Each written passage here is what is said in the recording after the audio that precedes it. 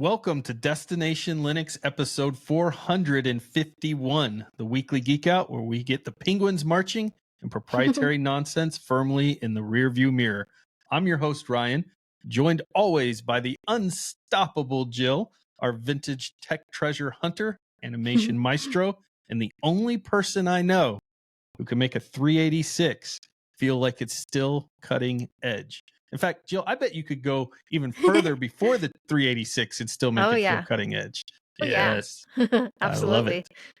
it. This week, we are thrilled to have the co-founder or the founder and the co-chair of SCaLE, Southern Linux Expo, on the show to discuss the amazing conference that's been in this Linux community for 23 years, the longest running community Linux event in North America. And we're going to get the inside scoop on what keeps it alive and what makes it so special, and all of the special tracks and things that are coming up this year with 23X. And it's right around the corner. Plus, special discount code for all of our listeners, so you don't have to pay full price for those tickets, 40% off. We're also going to be sharing or shining some light on a really sneaky thing that Microsoft's been up to with BitLocker. You're going to want to hear about this, and there's some other companies as well that we've got on our radar. We're watching you, but please know that this is going to be an amazing show of Destination Linux. So pause those cat videos, tell your guild you're going AFK, sync those repos, and let's dive in. This is Destination Linux.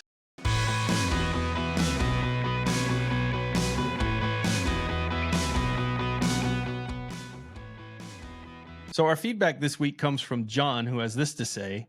Hi, guys. Good to see the new face for the podcast. As a creator myself, I want this to be as successful as it's always been because it's my go-to for Linux. Glad to be here. I've used Video Ninja in the past. It is definitely cool.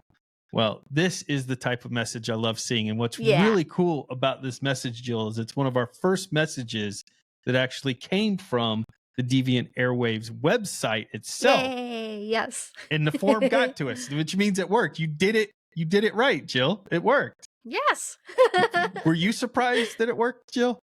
Well, I had tested it, so I knew it's supposed to work, but it's always definitely a positive thing when it's in the wild and someone's using it. Jill, what kind of web developer are you where you actually test stuff? That is not how you're supposed to do things. You're supposed to release the code, pray, and see what happens. That's how I do things. But Jill apparently does things right.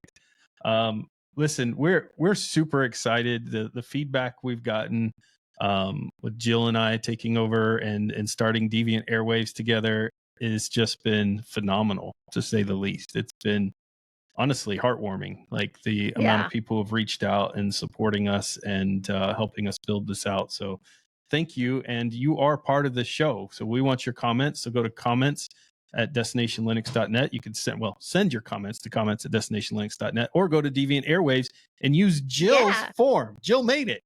So you can play around with it and have fun because it's Jill's work there. And anything wrong with the website, you can send your comments in and blame Jill, because I had nothing to do with it.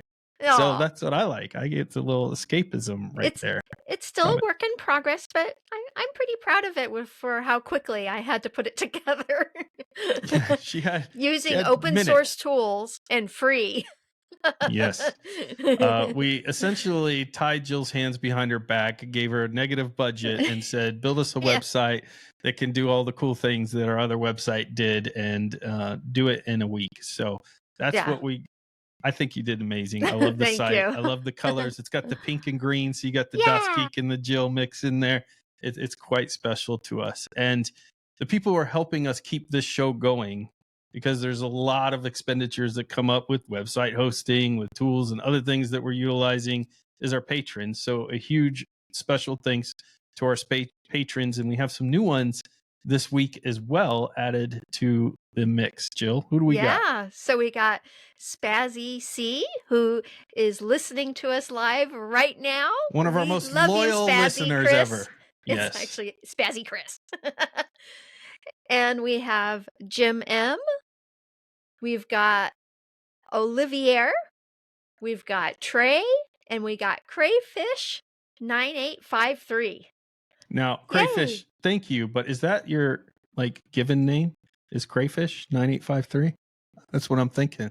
That's a pretty interesting story there behind that. No, thank you so much to all of our patrons. Yeah. You really are helping us get this off the road. Everything that you do helps support us build this show and continue it. So thank you so much. Returning to the show today are two of the hardest working people in the conference world and the driving forces behind one of our favorite events on the calendar. We have Ilan Rabinovitch, a founder and lead organizer of the Southern California Linux Expo, and Hannah Anderson, SCaLE's Publicity Committee co-chair. They are the team that helps turn Pasadena into the awesome center of the Linux universe every year. Ilan and Hannah, welcome back to Destination Linux. Thanks for having us. Yay! And before we get started, congrats on the rebrand, so to speak. Oh, thank you so much.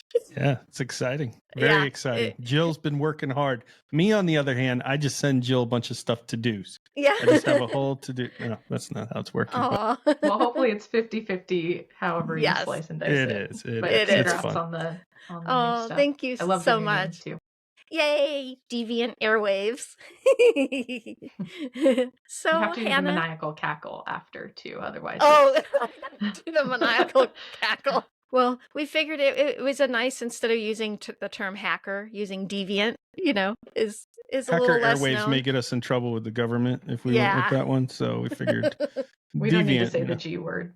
Yeah, exactly. Okay, so Ilan and Hannah, since we always have new listeners and enthusiasts coming in, can you give us a brief explanation of what SCaLE is and what makes it special in the world of conferences?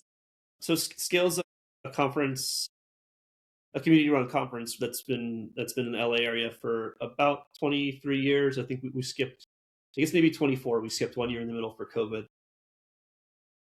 And we focus on all things open source, open tech, and the things that are surrounding it. So everything from Linux to Kubernetes to desktop software to advocacy around free culture, things in the security space, in the DevOps space, cloud, etc. But generally the focus is open tech, open platforms, open culture, and I think part of what makes SCaLE special for us is it's this event run by the user and professional community around the Southern California area, even if many of us have now sort of moved elsewhere in the world or in the country. And so it's a show, sort of for the users, by the users of these open platforms. We started it when many of us were, freshmen or sophomore in college. We have attendees that have been coming to SCaLE since, they spoke at, in our kids track, 12, 15 years ago, and 12, 15 years later, they're now now they're done with college themselves and off in their careers. So it's we find it as a great way to sort of give back to the open source community that helped us get to where we are in our careers. Help build the next generation of technologists, as well as offer sort of an annual reunion for all the technologists in the Southern California area. One of the things that we thought about when we were starting this was, it used to be you could have a Linux users group meeting almost every night of the week in LA, because LA is just a very spread out, sprawly city. And so even though you had a lot of Linux friends, you might not see them, because you might go to the west side meetup, and they might go to the east side meetup, and somebody else goes to the north one. And so you didn't really get to see everybody year round. But SCaLE became sort of this reunion place for us all to get together. So that's, for us, it's a good opportunity to see our friends and learn and get to engage with all the new companies and developers that are doing interesting things with open source. That's fantastic. One of the things Jill introduced me to SCaLE for the first time, and I was lucky because I had Jill to take me around and show me the ropes and everything. But as great as that was, really the conference one of the things that always stood out to me, and I think we talked about this last time, is how amazingly put together and organized everything to the person who's attending feels like. And I know behind the scenes there's chaos of all the work that you all do, but from somebody who's just going to the conference, it's amazing. And one of the things I felt was really interesting that you kind of mentioned, when you're looking through the sessions, the presentations just by themselves, and there's a bunch of other workshops and other stuff there as well, but of course AI's there and AI's being covered, but you have cloud, you have mobile device stuff, you have all different distros, Bazite and other presentations on various things. You have basically anything that has some open source component to it that you may be interested in is probably covered in one of these hundreds of presentations and or workshops that you have. And to me, that was really cool about SCaLE, because whether I was into cybersecurity or hardware or the software side, I had a track to go to. And I think that is what makes SCaLE really special too, in my opinion. And you guys seem to have such a wide variety of different tracks. And so on that note, being your 23rd year, what are some new tracks that are popping up this year that you're particularly excited about seeing? I always think one of the coolest things that SCaLE does, being in our 23rd, 24th year, depending on how we do the math, everything's always changing. And one of the really amazing things that I think makes SCaLE so special is our co-located events. We use SCaLE's infrastructure of that huge logistics of planning a conference, which is very overwhelming for most groups. And we let them have sort of mini conferences within SCaLE. So I think that's one of the interesting things we've got going on. And we have a lot of things returning: DevOps Day, Planet Nix. We also have new things like AstraCon coming in. So I'm always excited to see what co-located events are doing, because sometimes they think a bit differently than us. It kind of spurs our creativity as well, kind of co-locating and planning together. So I'm always excited to see what's coming out of there. Yeah, and what I like with those co-located events is they often bring. I think the fun part of SCaLE is that the diversity of content, as you mentioned, Ryan, and sort of the different backgrounds that people have as they come to the show. And so, when we brought in, like the Nix community started running their North America sort of developer and user event alongside SCaLE. And so, the Nix way of running software and building software is very different than the way a lot of other people run and build software. And so having, several hundred of those, of people that think that way and are working on those projects and are working on those parts of, the low-level analytics systems come in and talk to the rest of the SCaLE community means that we get to sort of cross-pollinate ideas between those different projects, those different user bases. And so each year, we, as we partner with other groups, we get to bring in sort of those fresh ideas and that and sort of let them collaborate with other communities they might not normally engage with. So the Nix folks had their own developer conference. They just, it was in a world where they would get together with just 300 other Nix people, and now those 300 Nix people are in sort of a sea of 3,000 SCaLE people that are doing everything from graphics to security to kernel to other areas, and so they all get to, like I was saying earlier, exchange ideas. And so a new one that we added this year is AstraCon, which for those that have been around for a bit, Asterisk is an open source telephony platform. Back in the day when we all used to use phones and people didn't, have cell phones in hand, right? You had these things called PBXs that would run the corporate, phone infrastructure for people, sort of joking a little bit. A lot of companies still have them, obviously. And so we all, Asterisk became this open source platform for building telephony applications. And so, it's fun to have them come back, come back to SCaLE years and years after, after Mark, who launched the project, was giving talks at SCaLE, 10, 15 years ago about how amazing open source telephony and VoIP is going to be. And now they run their whole conference, with us here for North America. So, that's going to bring a very, a new and different crowd to SCaLE that cares about, the voice infrastructure of both the phone network and of corporate offices and personal use and what have you. And so it's that's very different than the folks that normally come to SCaLE. And so bringing that all together means that we get to exchange those ideas. It'll be cool to see what projects come out of a bunch of Linux hackers getting together with phone hackers, getting together with with graphics folks, and what comes out of it. Ham radio. Ham Yeah. radio. I was Yeah. gonna say ham radio. I mean, that's kind of a classic. I feel like it's always there and it's always very Astronomy. popular. I think, again, the really unique stuff is that these kind of old school technologies, what's old is new again. We saw that in every iteration of technology, and getting those folks in the same room talking to each other on our hallway track is always so insightful and unique, I think, because most people stay in their communities or in their dedicated meetups, and again, where we get to cross-pollinate open source ideas. I know it's a little cliche, but I do think the AI, the AI stuff that we've got is also would be is the other set of tracks I'm excited about. I know you can't sort of turn around anywhere right now without hearing about some AI thing. Yeah. I think we've done a good job of really focusing on like how it changes the conversation for security, or how it changes the conversation for for operations or software development, or like focusing on what on the impact it's going to have on our day-to-day lives, rather than just on the tech for tech's sake.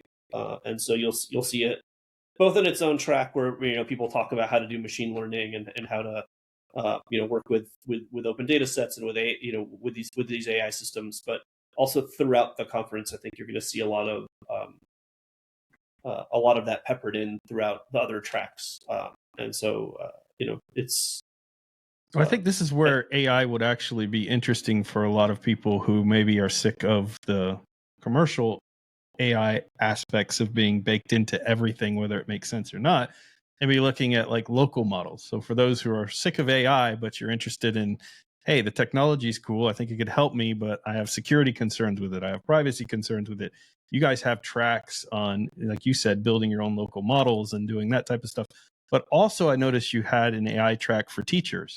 So how can you help your students leverage with AI and stuff? So the reason I bring that up is I brought my family to SCaLE, and it was just as exciting for them because there's enough stuff there. They don't have to be Linux geeks to get something out of SCaLE, because SCaLE has things for all kinds of different hobbies. Like we mentioned, astronomy and ham radio and all those other things. So like, you don't have to be a Linux nerd, and you don't have to be an expert to attend SCaLE and get something from it. I'm not the greatest coder in the world, but I remember going to SCaLE, and I remember at night, everybody else was going to dinner, and I was like, I'm going to stay in the room. And I sat there and coded because I was overhearing all these cool conversations going on. And it just popped this idea in my head to write this particular piece of software. And so like, it's very also great for generating ideas and kind of looking at where the industry is going as a whole and stuff. It's a very exciting place to be, whether you're in there with the conferences or just hanging out in the hallway, listening to people talk. You'll gather stuff from that too, and make some new friends maybe along the way, which is pretty cool. Yeah. The hallway track is, there's bar none, no other conference that does hallway track as good as SCaLE. Yep. Because of the diversity of tracks that there are. So after the tracks, people go out in the hall and talk to each other about the talks, and that just makes it so special. And for me, that's one of my favorite parts of SCaLE is all the diversity of tracks, because it does get the conversations going, and you meet new people and think about things you wouldn't thought of otherwise. So it's just great. I mean, a lot of that comes from just, when we started SCaLE, we were looking to build the conference that we wanted to go to. Yeah. And as our interests have evolved and changed, the program has gone to match that, and so you get a lot of different ideas. The other part is, we try to be family friendly, which means having things at all levels, from kids all the way up to adults. And that's because when we first started SCaLE, we were all kids in college. We couldn't get the day off to go to a conference from our chemistry class or our CS class, whatever it might be. So we ran it on the weekend. And so now that we're adults, a lot of our organizers and attendees and what have you are, they have kids now, and they have families, and they have, that they want to bring out. And so we want to make sure that there's something for the whole, for everybody to do, and something for people at every skill level to do. So there's people that are just getting started in their tech careers, and this is a way for them to get up to speed and sort of cut their teeth on the tech. And then there's people that have been doing this for years and years and years, and they're the head of CTO or VP of engineering or something at a California, a local Southern California tech organization, and they're here to learn or to recruit or what have you. So we try to be welcoming at all levels of the content. We also do that with our conference party. So Yes. a lot of conferences you go to, and the after hours party is like is some sort of a bar somewhere, and everybody does the sort of the after hours socializing. But if people are bringing their kids, we have to have we have to make sure that it's a family friendly party. And so we kind of pivoted, turned into that skid, and kind of made it what we call the SCaLE game night. And so that means that you have everything from I won't spoil what we have our plans for this year, but we've had things like laser tag and That's so much video fun. game competitions, and I think we had somebody making ice sculptures one year. We had a screening of some movies from one of our sponsors one year was Disney, so they helped arrange like a movie night for their kids with some of their movies and card games and board games and all these different things. And so what you get to see is like, I don't know, a core Postgres developer going head to head with a 12-year-old on on a video game or checkers or something. Yeah. And it's or chess, and so it's a lot of fun. And if you come out, if you come out and you're like, well, what do I do with my kids? Well, you put them in a full day track where other kids talk about what they're doing with open source, and you bring them to the game night in the evening, and a lot of fun for the whole family. Yep. Yeah, I think that's the benefit of being a conference run for and by open source folks. Like, we all do it for the love of it. And that means we get to do things that maybe wouldn't be commercially viable for other conferences, saying like, gosh, I want to go to this conference, but I don't have childcare. It's like, well, bring them. Let's come up with infrastructure. And a lot of that's really grown organically from the requests of our community. And Ilan talked about some of those benefits we had, but all of them came from asks like, hey, I want to bring my kids, or hey, I'm a new parent. Do you have mother's rooms or, parent rooms where I can store, supplies and things like that? And we've been able to add those amenities as we've gotten bigger. And our SCaLE Next Generation, which is what we call it now for, middle schoolers and high schoolers, is probably one of the most robust curriculums at a conference I've seen for that age demographic. It's one of the most fun things when we run a booth there is having the kids come up to our booth and talk to us and show us the projects they're working on, and even talk about our show. And their parents have no idea about our show, but their young kids do. I'm like, really? That's awesome. But the kids side of things is quite amazing. I would say also right now, for people, a lot of people are having a hard time finding work, and this is a great place to network. We have personal experiences, even with folks on this show, that have gotten positions because of going to SCaLE and talking and meeting the right people. There's no guarantee, obviously, but it is an additional way to network and get your name out there and meet some people. I don't recommend you go around and just, hey, hire me. But if you start talking with people and hanging out with people and getting to know them, these are new contacts for you to utilize. And there's a career track too, as well. Yeah, we've got open source career track where it helps people with resumes, how to get ready for job interviewing, which is now more important than ever, with mentorship hours and things like that. In the past, we've even had free headshots, although AI can do a lot of that for you now. But employability is a big thing at SCaLE as well. We have a job board as well, so if you attend, you can look out for that if you're job searching. Nice. Yeah, and like I tell a lot of people who are looking for work, when you're at SCaLE, you're in the cream of the crop. The Linux users and the companies know it.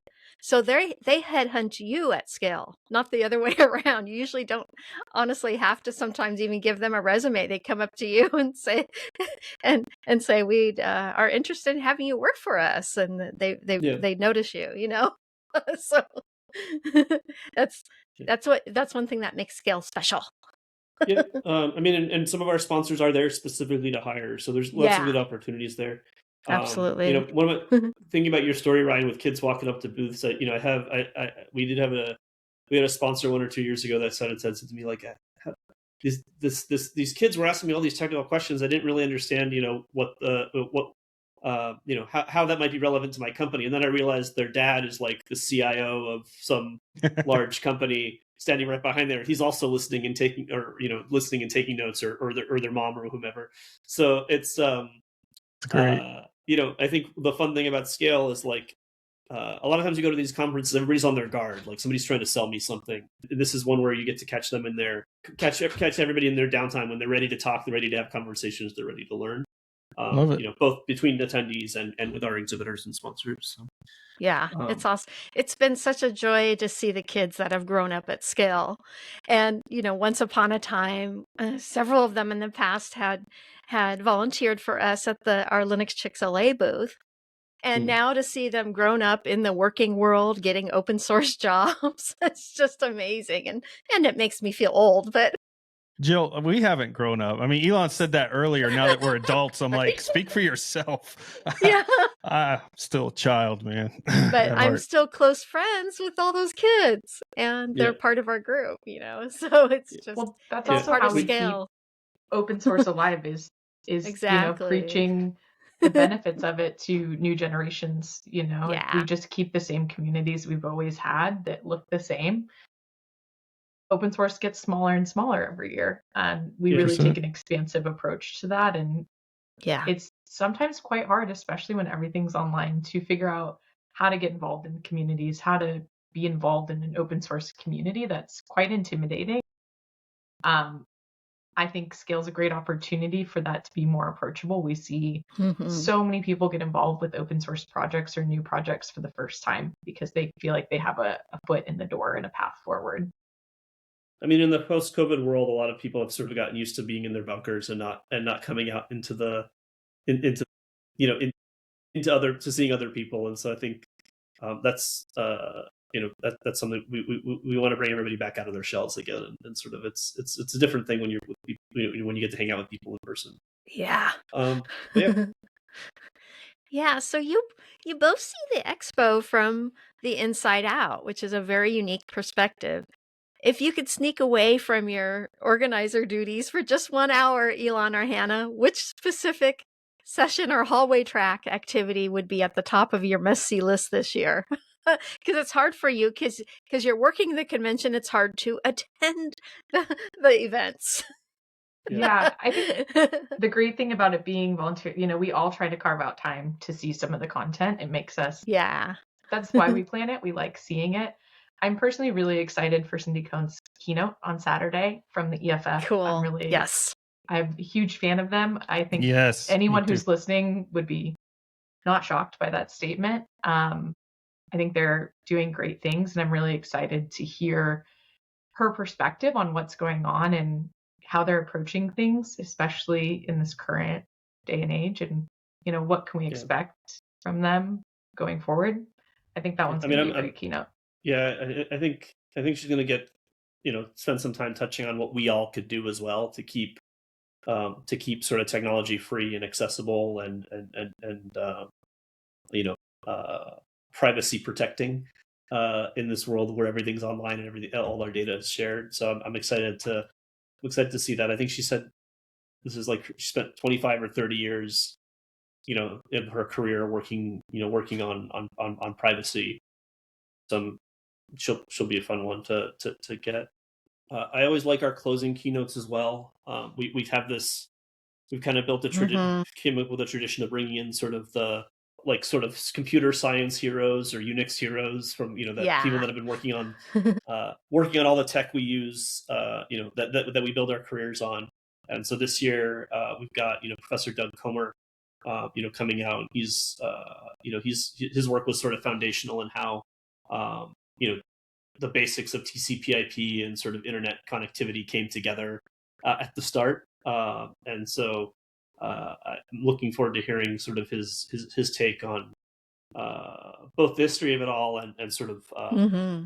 how he would do things differently in 2026 if he was starting over. And we've had folks like Vince Cerf in the past, who was Yes. similar, worked with Professor Comer on the TCP/IP stack years and years ago. We've had Ken Thompson, who created Golang and early Unix, early parts of the Unix operating system, among other things. So it's for me, it's always fun to meet these sort of computer science heroes that I got to hear about in class, or I got to I got to run their software, but I never thought I'd get to meet. I get to introduce them on stage at the end of the show and to chat with them about what they're working on. So, but yeah, there's that. I think, and then I think there's just with 200. I think we did the count as we were doing the pre-show with Ryan. I think we came up with like 230 talks at SCaLE this year. Amazing. It's hard for me to. It's going to be hard for me to pick any specific one as my favorite that I wish I could get I know. to. Yeah, That's the fun thing about SCaLE, and also the bad thing about SCaLE. Like you're going to have so much that you won't be able to hit everything you want.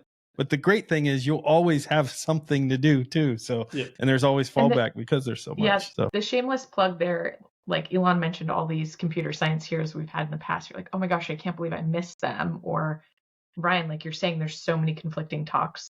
The really amazing thing is we have a great AV volunteer staff that live streams every room at the conference. Yes. And we post those on YouTube. So if you are like, oh my gosh, I really wanted to hear one of the talks Ilan previously mentioned, they're all on our YouTube from previous years. And if there's two conflicting talks, don't stress. They'll be online when you get home. And we offer that free of charge. It's not behind a paywall or anything. All of our talks for educational value, which is great. Yeah. What won't be on YouTube is, the acrobatics Ryan's doing in the hallway track. So if you want to come see him do like a handstand while reading the GPL license to you, or my parkour abilities, are legendary. That won't be on YouTube. So don't feel like you have to abandon the conversations with really smart friends or other folks in order to go to talks. Although you should go to talks. Definitely. Yeah, that's one of my favorite. Is being able to watch SCaLE after SCaLE, because I'm usually stuck in the expo hall. I can often go to the keynote speeches. Thank you, Ilan and Hannah, for making those keynote speeches after the expo hall closes. Because Jill runs the Linux Chicks booth. So in running a booth, it's both amazing because you get all this people coming to you and you get amazing conversations, but you do miss some of the tracks. So it's kind of it's a win in some and a minus in others. But talking about the youth track, for the parents and students that want to bring their kids there, what is new at SCaLE this year? The next generation of kind of youth tracks or things that you guys are doing with the youth that people could be excited about for bringing their kids there? Yeah, you're welcome to bring your kids to any talks, first and foremost. Our next generation, which is what we call our kind of programming for youth, is really geared towards around middle school and high school age. Obviously, if folks are younger than that, they're going to find benefit. But just to give you an idea, probably dropping off your 3-year-old at the next generation area is not the best plan for everyone's sanity. All youth are welcome. That age demographic is going to resonate the most with our programming. We have a lot of talks for and by SCaLE youth, so it is actually younger folks giving those talks. It's not just adults, which is really special. It gives people their first opportunity to speak in public, based on slides and things like that. But what I think is the most special is the hands-on workshop room. It's the very much learn by doing space. We've had this for many years, but I think we have a few new exhibits this year: teachable machine experiments, a Dell server for learning about infrastructure, and a NASA station so you can learn how to work with NASA data, which I think is going to be the most interesting new thing we've got going on. But there are dozens of other things interactive as well as those more traditional talks for young folks to check out. Okay, Hannah, as the conference grows, how do you balance professional publicity with that authentic community-run feel that makes SCaLE so different from a typical corporate tech show? Yeah, as a conference for and by volunteers, we have some strong pros and cons as a publicity team. The con, obviously, is we don't have a big corporation paying all our bills, paying for a publicist, things like that. It's all volunteer outreach. We are so lucky that we have a lot of great fans of what we do in our sponsors. So shameless plug, if you like what we're doing, we're always accepting sponsors, because I wouldn't be doing my job as our PR team if I didn't mention that. We are lucky we do have that, but we don't have, such a tightrope on it. So the pros of that are that we get to be a little bit more creative with our outreach and making sure we're trying to find new folks. Like we said, we want to build community and we need new people in open source to do that. And then we also have, this corporate side of the conference, very much Thursday, Friday, is a lot more corporate. People are coming for job training, things like that. Whereas Saturday, Sunday is a little bit more community oriented. So we kind of have that natural organic split. And obviously everyone is welcome to come to everything and will find benefit from it. But we see that a lot more professionals are coming in from their companies Thursday, Friday, hopefully staying through the weekend. And one of the best things is that everyone gets to mix and mingle. I think it's really unique. Like Ilan was mentioning, how often do you get to meet like the CIO's kid of a big a company and see what they're learning? And I think you get to know people a lot better, even if you're there for work. And I think it's really valuable to be there for your job as well. If you're in technology at all, it helps you potentially hire. It helps you see what's going on in new trends and things like that you might not see if you're stuck in I only use these 3 open source projects because they're super relevant to my work. The discoverability of new things that are going on, I think, is quite interesting for corporate folks to put on, your business hat as well. So I think, I'm not sure if that answers your question of how we balance that, but that's the answer wonderful. is there's something for everyone, and we just keep expanding when we get requests. And I think that's what makes it so special that, we can have those really technical deep dives or high-level business conversations, as well as educational opportunities for younger folks or people new to open source in general. That doesn't necessarily have to be younger. It just could mean green and interested. Oh, awesome. And that's another thing that's incredible about SCaLE is that community and professional feel at the same time.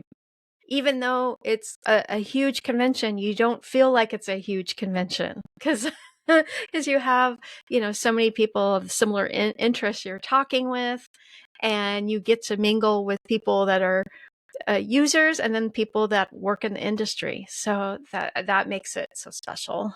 For the folks watching who haven't booked their trip to Pasadena yet, what is the killer feature or unique experience that makes this a non-negotiable event? So if we haven't sold it enough yet, what is it that this year you got to get to SCaLE this year? Well, if you're in Texas or New York or anywhere on the East Coast where you're staring out your window and looking at a pile of snow, Jill can share with you a picture looking out her window, which does not have said snow. No, I love it. And if that's not enough of a convincing reason to come to Southern California and enjoy some warmth, I don't know what is. I mean, I think, look, overall, Pasadena is a really fun town.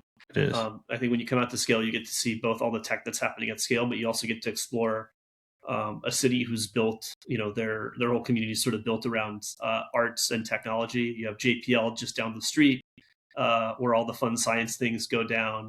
You have Caltech in the area.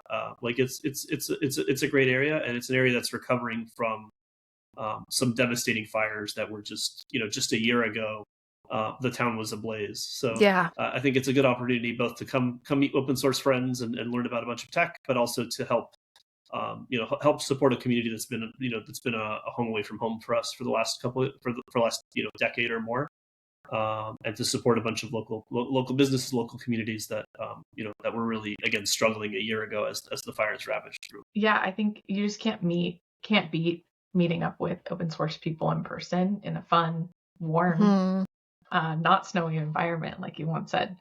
And I'll make it easier. Not that the SCaLE tickets are so expensive that this is the burden, but listeners, if you just type in the promo code LOL when you're booking your tickets for SCaLE, you'll get a nice discount on the tickets. I think it's 40% off there. Come on out. Come meet Jill and Ryan, which is the other secret secret selling point of SCaLE, and do it at a discount. Nice. So for listeners of Linux Out Loud and Destination Linux, part of the family, use code LOL and they get how much off? 40% off. 40% off. Look, we're special. Pretty awesome out there. Right. And so, again, March 5th through the 8th, Pasadena, California. If you're fly out, drive out, walk out, we're excited to see you there. That's amazing. Thank you for putting that together, the discount for people. I know money's tight for a lot of people, and that may be the thing that kind of helps push them over. So really appreciate that. I was just going to say, if money's super tight and like this is that, even that discount that's hard for you, the event's run by volunteers.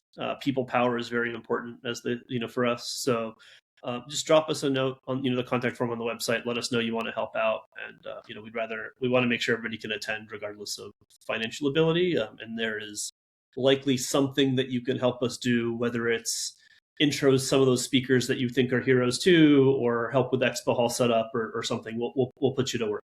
So. Love it. Awesome. I think I'm going to do our other shameless plug, because I'd be remiss if we didn't, is we are all volunteers running this conference. So even if you can't afford it and you love it or first time, we are always looking for volunteers for everything. There's a lot of work that we do leading up to the show. Like if you have a strong suit in marketing or tech and you want to run cable or make an infrastructure plan, a lot of those things happen before the show, and we're always happy to have volunteers for the week of, but we run work all year long for most of our teams. So if you have an interest in being a part of our community of, supporting open source folks, reach out to info@, and we can put you in touch with a team that might be a good fit for you. We are always looking for more help, and the more the merrier. I love it. Is it true? Can you all confirm, Hannah or Ilan, that Jill, one of the volunteer positions, is a handler for Jill, and you have to give her only red M&Ms, and she only accepts like certain types of sodas and all this type of stuff? I mean, it's more about just making sure she doesn't walk off with all the branding off the walls. Because every year, as we're tearing down, I'm like, wait, there's a giant sticker missing. I wonder who has it. Yes. And now that I look through her video here, I see it's all in her background. And we might have. Yes. So, to her credit, she always asks before she rips it off the wall. I love a ask for permission, but I want the thing that maybe I shouldn't have. And that's very nice. Oh, thank you. She asked, but she was going to take it anyways, whether you said yes or no. But we feel consulted. Exactly. We feel involved. All right, so we have a few lightning round questions for you all. We have a full interview with Ilan and Hannah, by the way. So if you want to go check that episode out, where we go way into detail, I think it was for 22x or maybe. We go a lot more into 22x depth. But for this one, so we did a lightning round back then. We're going to do another lightning round now. And so these are the simpler questions, but maybe slightly more fun. What's the go-to unofficial SCaLE after hours spot for a late night debrief? Ooh. What's that Irish pub called? Irish pub. Lucky Baldwin's. Lucky Baldwin's is a good one. I like a good dive bar situation. Yeah. But there are some really great cocktail bars. There's even a secret speakeasy within a 10-minute walk. So if you are an after hours person, there's so many good options in Pasadena. Very nice. Very nice. What is the one piece of tech or gear you should never forget for the expo? I always struggle to stay charged. So I'm going to say, take a portable battery with you. We've got power plugs everywhere throughout the show, but you're not going to be sitting in one space long enough to stay plugged in. Bring a battery with you. Keep your phone and your laptop going. Good one. or an extent or a power strip so that you can make some friends. It's a great way to make friends when you're traveling is be the person that can turn one plug into three. I gotcha. I'm I going like it. analog. I'm going to say my loop earplugs so I can tune out a little bit of the chaos and focus on the person in front of me. There's That's a a good lot one. of shiny objects to be distracted by. Shiny objects. I love it. Speaking of shiny objects, swag is a Yes. big deal at SCaLE. Swag is a really big deal. Like, I love the swag I get at SCaLE. But in your opinion, doing this for so long, what is the GOAT swag piece that's ever been produced for SCaLE? Like the greatest of all time swag. I mean, it's not something that everybody can get. You'll have to come volunteer the way in one of the ways Hannah mentioned earlier. But my favorite piece of SCaLE swag is the SCaLE hockey jersey that we get to that after you put enough if you sort of make a major contribution to the conference, we make you a member of the team by giving you a hockey jersey with the SCaLE logo and your name on the back or your nickname. Those are that's probably my most coveted piece of swag. It's just hard to get. Yeah, there's a lot of great You swag. do 5+ years of servitude to the cause. The jersey's good. You know, the one that comes to my mind, this isn't necessarily swag, although I think it gave you swag, was when someone brought a vending machine to their booth. And then you could spin up different instances of distros with the vending machine. When you would push, like, the vending machine was different distros or something you could spin up. It was so cool. It was so neat. That's a hacker group in the SoCal area that they have a VM vending machine. And so you put in $1 and you get a VM, and they had some graphs up with stats. And so we got into the fun part that year was we got into a little bit of a competition because like the Nix folks were like, there can't be more Fedora VMs or CentOS VMs or whatever it might be. They've all got to be Nix or something like that. So they're running back and forth, putting dollars in this machine, trying to get their numbers a little bit higher. I don't actually know what they did with the VMs in the end. I just think they wanted to be the most provisioned. They want to be number one. I loved it. Yeah, it was weird distro contests. That was fantastic. Cool. Where else can you have a distro contest? Yeah, exactly. And our last lightning round question will be for Ilan and Hannah. Complete this sentence. You haven't truly experienced SCaLE until you've blank. You haven't experienced SCaLE until you found yourself locked away in a conference room at midnight with a Sharpie, hand patching 3,000 copies of the program that had the wrong Wi-Fi password in them. Oh, jeez. I'm still traumatized from that. Oh, my goodness. Hannah and I got to spend a long evening doing this one year. So that's it.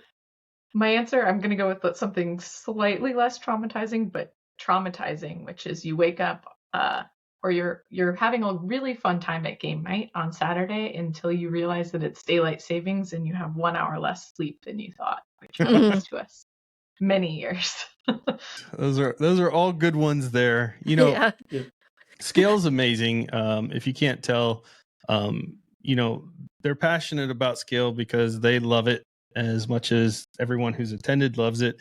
And it's always a highlight of the year for the community, I think, to come together in SoCal. And SCaLE 23X, I think, is shaping out to be one of the best ones ever, looking through the track and presentations and what's going to be available there. So head over to SoCalLinuxExpo.org to grab your tickets. Make sure you use the LOL code to get your 40% off.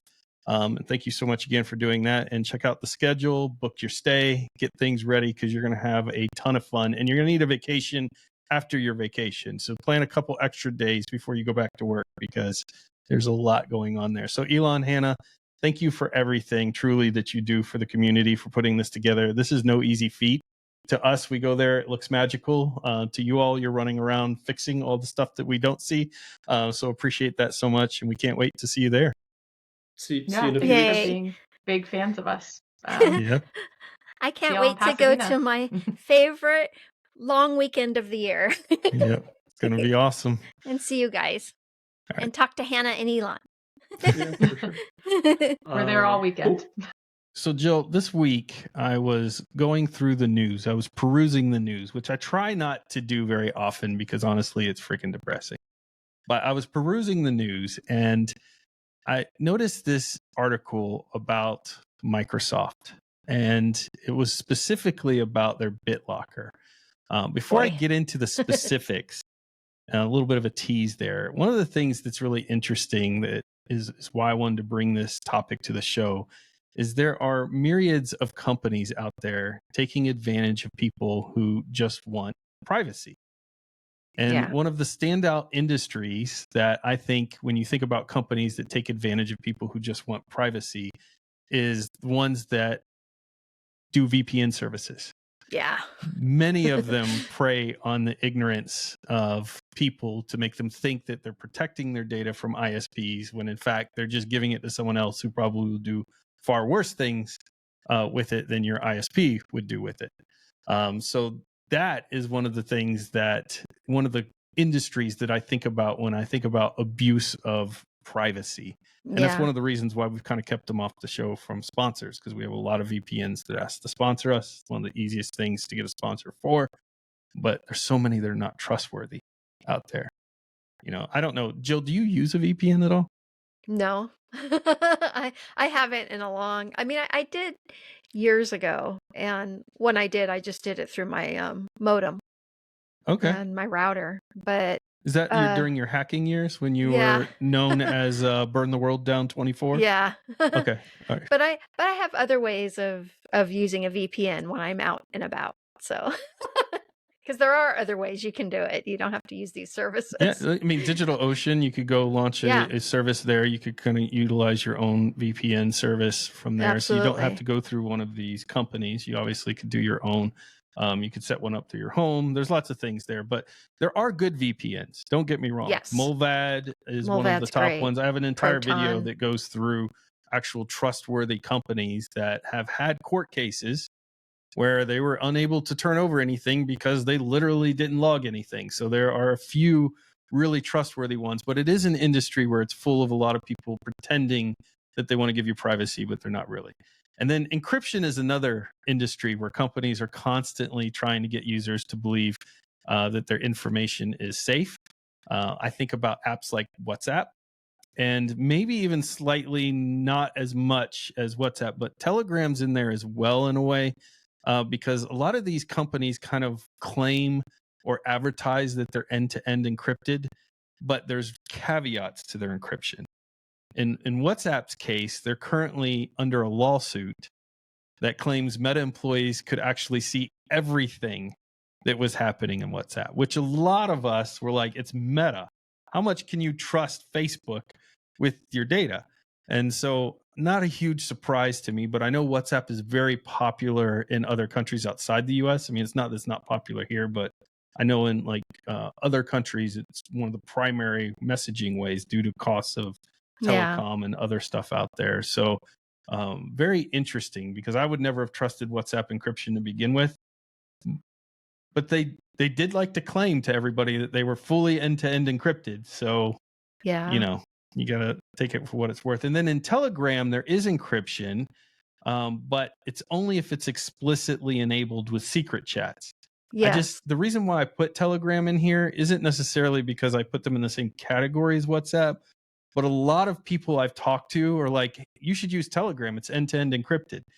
And I think they think all their messages are end-to-end encrypted, but they're not. Yeah, they're not. By default, it's not encrypted at all. Even if you're having a private chat with someone, you have to have a secret chat to have the end-to-end encryption enabled. So this is kind of another example, in my opinion, of these companies are taking advantage of people who are willing to put up the fight, because a lot of people aren't, for their privacy. And so they'll utilize these encryption terms and act like they have this fantastic encryption when in fact it's probably less safe than if you didn't use any encryption at all. And then I saw, Jill, this week. So we saw the lawsuit with WhatsApp. I saw the BitLocker thing, which I'm about to get into. But remember when Google said they don't listen to your conversations? Oh, yeah. We knew that was going to be a thing. Well, Google just paid a settlement of $68 million, which isn't enough. It should be $68 billion, in my opinion. Because it turns out they were using the information they were collecting from the voice assistant. So when it was triggered basically on accident, the claim was, hey, the only time your phone listens is if it's triggered on accident, and then we don't utilize that voice data for anything. If it's grabbing extra stuff outside of what you would talk to a voice assistant about, like, hey, change my song, or raise the volume of the music, or whatever it is you use a Google Voice Assistant for.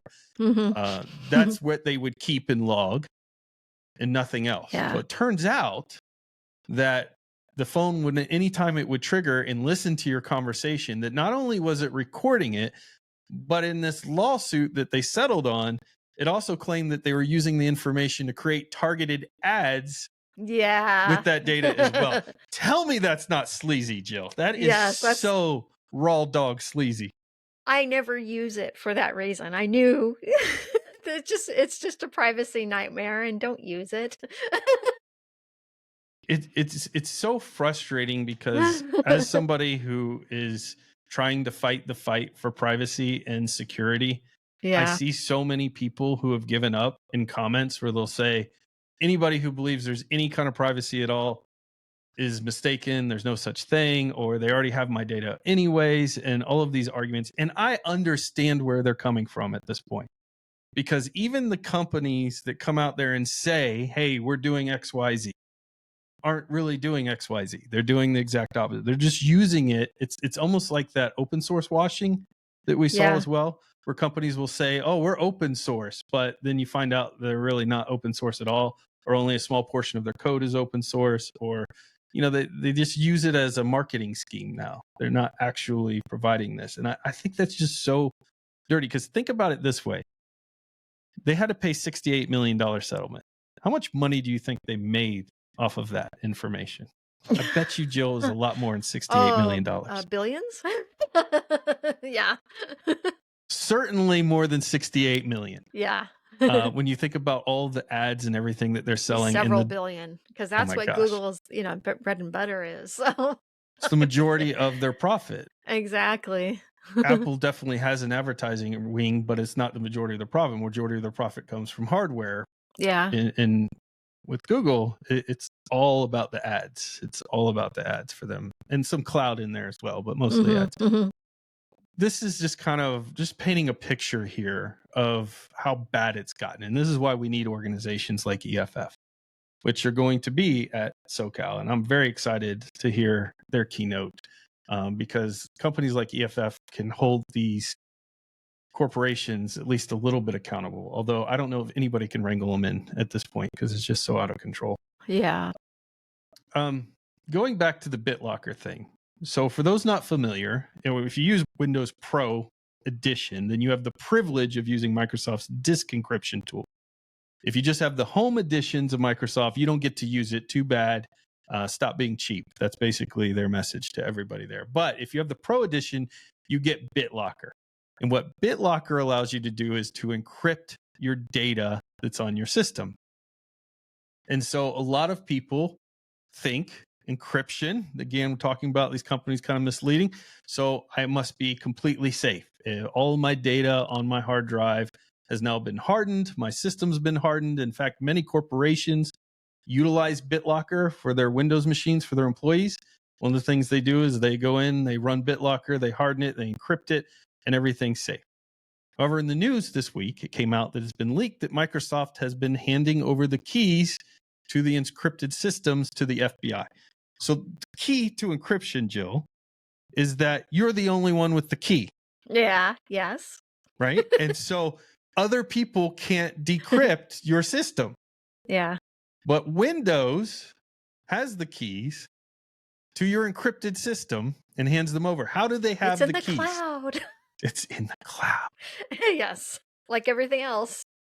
And this is especially true for Windows 11 online, because Microsoft now requires you to create an online account, which, by the way, automatically enables the data encryption key for the cloud if you have the Pro Edition, of course, because you don't get to encrypt any. You don't get to have any level of safety if you don't utilize at least the Windows 11 Pro or one of the business NT levels of Windows out there.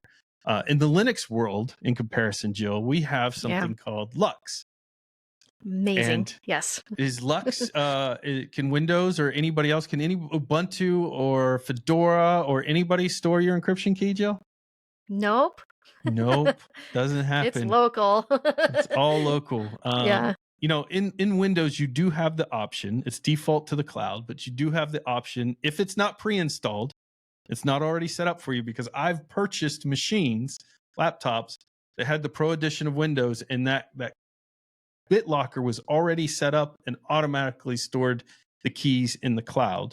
Yeah. But if you install BitLocker manually, you can set it to have a local key. But of course, they don't make that the default. They want you to put it into the cloud. So basically, when the FBI says, "Hey, Microsoft, we need to decrypt this drive," they go, "Hey, no problem. Here's the key."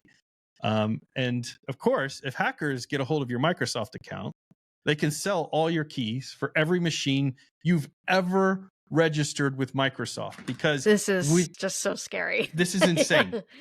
So if you log into your Microsoft account where this key registry piece is, you will see every computer that you've ever had registered there, not just the one, or you don't have to click into any boxes to see a specific one. They're all listed there with the decryption keys all in a row, every single one of them. It's unbelievable. So if a hacker gets in there, they can decrypt every single one of your machines in there, because all your keys are right there. It's insane. With Linux, you could put it on a USB drive. You could put it on a specialty drive. You can actually have encryption that works for you. And with Microsoft, I've hated BitLocker from the very get-go. As soon as I found out about it, it's a terrible encryption system to begin with. Yes. Number two, it's constantly triggering over things. So it wants you to type in your encryption key constantly if you make any minor changes in things, which some people will say is a security feature. To me, it was just annoying. And ultimately, I had to constantly go and find my key, which is like 25 digits long key that apparently stored in the cloud anyway, so it wasn't really safe, and type this thing in to kind of get BitLocker to go away. But it's not like Lux. Yeah. It's nothing like what we have on Linux. Yeah. No. I just, Jill, the reason why I wanted to bring this up too is I think it's important that we help educate people. This community probably knows a lot of this, but that we as members of this community kind of go out there and start talking about these privacy gotchas that these companies are deploying. Yeah. Because they're really making people feel unsafe, and they're making people give up. Because as happy as I am that there's a security researchers out there that are going and kind of uncovering these things with WhatsApp, uncovering these things with BitLocker, although that one was kind of been known or suggested for a while, although we didn't have proof that they were giving keys over to the FBI. Now we do. And by the way, for the FBI case that we're talking about, it was a financial situation. So it wasn't something like we're protecting the kids. It was a financial thing that they were looking into, that the Microsoft handed over the keys for. But apparently there's been at least 10 other cases so far this year where they've just handed over the encryption keys for people's systems. So I think it's up to us, to the people in the know, to get this information out there so that people can be educated and not give up on privacy. Because that's my biggest fear, Jill, is that everyone's just giving up. It is, especially since we have so many new users to Linux, and users who, that don't know about all the security violations that are happening on Windows, and they're finding it out for the first time on our podcast. Yeah. So this is just, it's very important to cover all the latest issues, to keep people safe and understand this is why you should use Linux. Yeah. I mean, I guess the thing I should be happy about is it might make more people look towards Linux, right? When they see these things about BitLocker and stuff. Exactly. Just like the Windows 10 being deprecated, and people have computers that are too old to run Windows 11. The ad machine that is Microsoft, just everything. Yeah. I mean, what's it going to take? People have just it's time now to switch. Yeah. I'm just so frustrated because I want more people to be thinking about privacy, but when companies do this type of stuff, it completely deflates them. And I think more people are starting to get, I just see more people saying things like, there's nothing you can do about it anyways anymore. What do you trust? And they don't know. Yeah. And we're putting the information out there so people do know there are other ways, like using Linux to store your keys. Well, you know, it's interesting you say that, because I think there was some statistics that Ubuntu did a while ago. Now, this was a while ago, where they were talking about the amount of people who actually choose to encrypt their drive when they're installing Linux. Because when you're installing Linux, for the newer folks, there's always an option for disk encryption. Yes. And you should be checking that box every time. You definitely should have that. But the statistics that Ubuntu had was that very few people actually ever used the disk encryption in Linux, which is, you know, I think they don't maybe necessarily know what it is if you're newer to Linux, I think is one thing. I think number two, people may not want to, you know, type in that additional password to decrypt their drive when it's booting and things. Yes. I think that can be a frustration for people, but it is worth it, because if you ever lose your laptop, or you have a relative come stay with you because they're in financial situations, or a friend come stay with you, you just never know who's going to get in your computer, or a friend of a friend, or something happens where you want to keep that stuff safe. And to me, encryption is not an option. And now there's all of these things where these companies who are, you know, doing encryption are being forced to put backdoors in for governments. And of course, we've had that conversation about what that creates, because that backdoor, you know, people aren't just like, hackers aren't like, oh man, that says government, I better not go into it. So, you know, once you open a backdoor, you open it for everybody. It's very scary. At the end of the day, you're right, Jill, use Linux, check the encryption box. And then when somebody's talking about privacy, I think the most important two things you can do. Number one, if it's not open source, it's probably not private. That's one of my rules. Yes. And then number two, because I can't verify anything they're saying. They can say whatever they want, but if I can't verify it, then it's meaningless. Like WhatsApp saying they're end-to-end encrypted, like all these BitLocker, you know, all this stuff trying to make you feel safe. They're not. And if they were open source, people would have known that much, much sooner. And then follow the money trail. You know, how is this company making their money? I think is another big thing there. Definitely. And making sure that they have GitHub accounts that you can look at, and you can look at the source code, or GitLab, or, you know, one of the other repositories for that usually clues you in. Yeah. And then what license they're using it under. All that stuff is important. But I think those two rules will help you. Don't give up on privacy, but let us know. Send us some comments if there's some other examples that I've missed recently where big companies are claiming privacy, but they're really telling fibs. They're like, what is that? What is that? I'm a real boy that nose grows every time they lie. Pinocchio. That's the one. They're like Pinocchios. Meta is another one. Meta. Yes. Very interesting. I mean, they own WhatsApp. So it's like, it was never trustworthy to begin with. I would suggest Signal or Session. Session is very, very cool as well. If you're, you know, because there are some people who say there are aspects of Signal where maybe government has figured out, you know, 0 days with Signal and things. I don't know if it's true or not. The reality is, if the government really wants my information, they're probably going to be able to get it at some level. But I'm just trying to keep my information as safe as possible. And Signal's been trusted for a long time. Even Edward Snowden, you know, utilized Signal famously.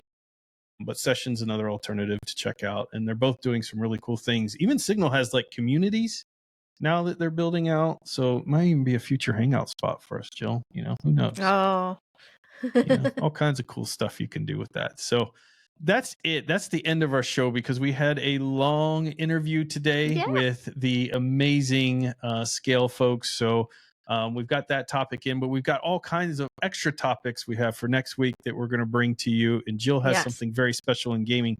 And just as a teaser for you all, know that I gave Jill the homework that she has to review a game she doesn't like. So We would have gotten to that this week, but we've run out of time. We're all out of time. So Jill has one more week to find something she doesn't like.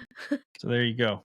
Well, a big thank you to each and every one of you for supporting us by watching or listening to Destination Linux. However you do it, we love your faces. Come join us in our Discord, deviantairwaves.com/Discord, or you can hang out with us in our Element, thanks to Jill setting that up as well. Yay! And head to deviantairwaves.com to get the links to listen to Destination Linux on your favorite podcasting app or the videos on YouTube to support us and to keep those Linux penguins marching. And make sure to watch Ryan's game streams on Sundays. This last Sunday, you weren't able to do it because of, well, weather reasons. I was frozen out. Yes. I was completely frozen. It was a frozen tundra here. But make sure to check those out. I'm sure he'll be doing that again this weekend.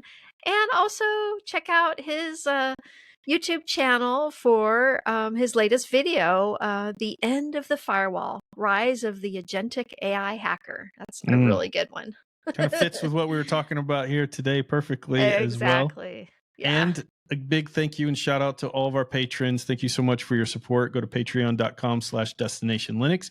And we also have shop.deviantairwaves.com where we've got some cool swag to check out. Yeah. But until then, everybody have an incredible week. And remember that the journey itself is just as important as the destination and the people you meet along the way. Thanks, everyone. Love you all. Most of you. Yeah.